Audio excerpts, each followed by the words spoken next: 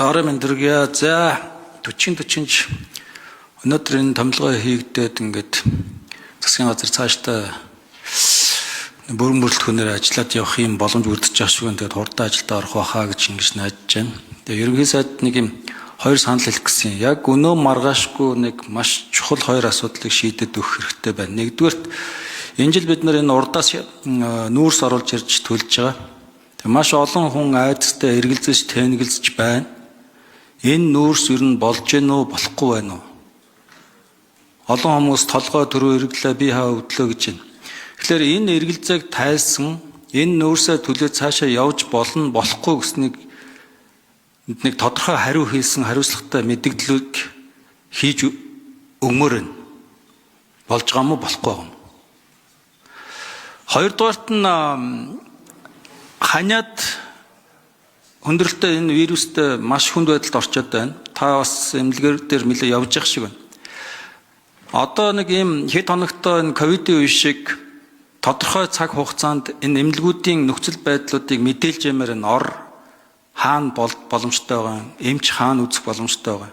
Тэгэхгүй бол ингээд хүүхдүүдээ аваад халуурсан хүүхдүүдэд тэрвэрэд эмнэлэг хийсээд оролдохгүй ингээд яваад байна. Тэгэхээр бүр ингээд өдөр болгон мэдээлэл заагаад тийшээ гэдэг ингээд өгөхгүй бол маш хүнд байдалтай байна.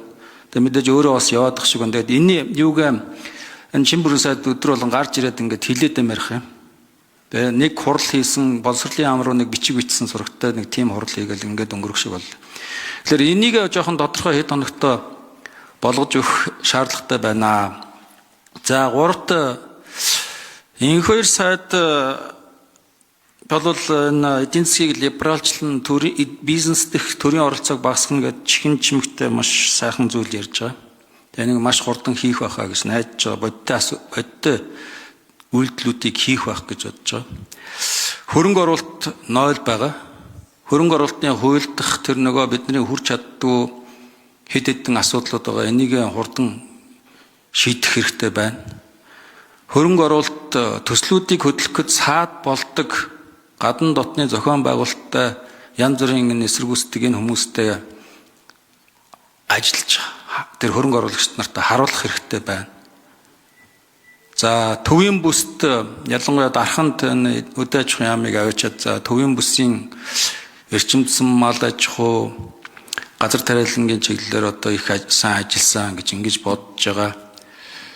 Дарханд та одоо ингээд хөрөнгө оруулалт их найд хүрж байгаа гэж байна. Одоо тань дээр бол таны багцад энэ тэзүү зураг төсөв хийдэг энэ бүх зүйл байж байгаа. Энэ говийн бүсийн гол одоо мөнгө олж байгаа бүсийнхээ дид бүтэц эрчим хүч зам мэдрийг бол анхаарч өгмөр нь.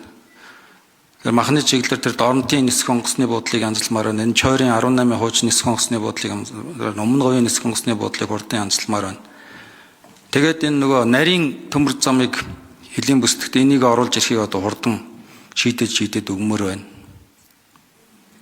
Тэгээд зоригтойхон шиг хос төмөр замтай болох юм руу ингээд яваад өгмөр байна.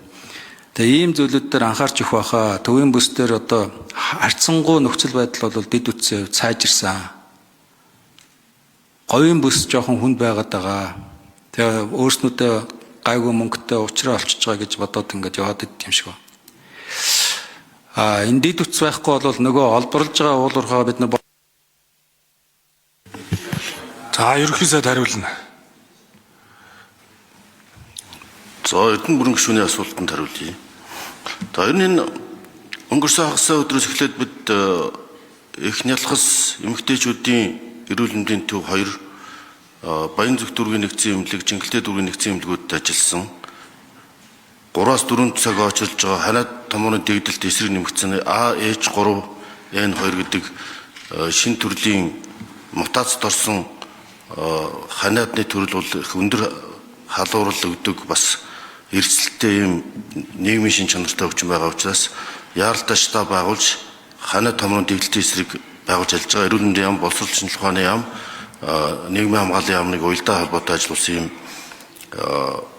урьдчилан сэргийлэх нийгмийн эрүүл мэндийн төвөөр бас урьдчилан сэргийлэх мэдээллийг бүх телевизүүдээр бас явуулж байгаа. Яаж урьдчилан сэргийлэх хамгаалах вэ? За бүх сургуулиудад урьдчилан сэргийлэх халдвар хамгааллын дэглэм тогтоож маск зүг урьдчилан сэргийлэх хичээл завсарлуулахаас илүү ихний ээлжинд халдвар хамгааллын дэглэмээс сайжруулах чиглэл өгч.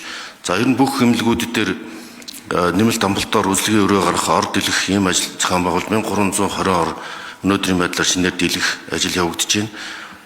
Нөөцөөс 1 тэрбум төгрөг гаргаж ханиад томооны эсрэг даажлагдсан илүү цагаар ажиллаж байгаа эмч нарт урамшуул олох шийдвэрийг гаргаад эмч нарынхаа бас асуудлыг шийдээд урамшуулан шийдээд ажиллаж байна. Ингээ богино хугацаанд энэ ханиад томооны огцом дэгдэлт халдварлалтыг бууруулах арга хэмжээ авч ажиллаж байна.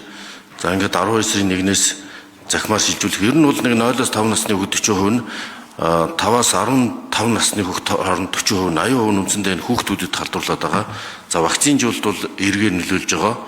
Ийм учраас ер нь өглөө бүр сургуулиуд дээр эрүүл мэндийн үзлэгийг сургуулийн эмчнэр сургууль цэцэрлэгт нэвтрүүлэх, иргэдэд өгөх урьдчилан сэргийлэх мэдээллийг хэвлэр нэг мөр ойлгомжтой өдөр бүр хүргэж байх, дүүрэг бүр өрхийн эмнэлгүүдийг дайлж ажиллаж байна. Бүх нийслэлийн онцгой байдлын газар болон нийслэлийн эрүүл мэндийн төвөөс зохион байгуулад бүх дүүргийн хорооны тасаг дарах хэсгийн ахлагч нар нийгмийн ажилтан хүүхдийн байцаагч ууч нар хүүхдийн асуудал хоригдсон ажилтнуудыг бас зорилт төлөвлөгийн хүүхдүүдийг урьдчилан сэргийлэх, хамгаалах юм арга хэмжээ явуулж байна. Зарим газрууд аав ээж нь ажилдаа явждаг, аль эсвэл гадуур дотор хүүхдээ ой гарантай хүүхдүүдэд орхиж яваад бас хөлдөх хэрсэлт учирсан энтрийг хүртэл илрүүлж хүүхдийн аварсан бас эцэгхийн анхаарал халамж цул байгаа энэ газруудад хэсгийн ахлагч хүүхдийн байцаагч нарыг ажилуулах гэх мэтээр урьдчилан сэргийлэх ажлыг нийслэлийн дүүрэг хороо хэсэг болгон зохион байгуулж байна.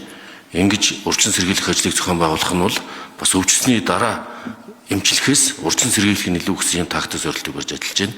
За энэ судалгаа тооцооллоор бол 12 сарын 15-ны үед оргил 10 дахь оргил үедээ үрж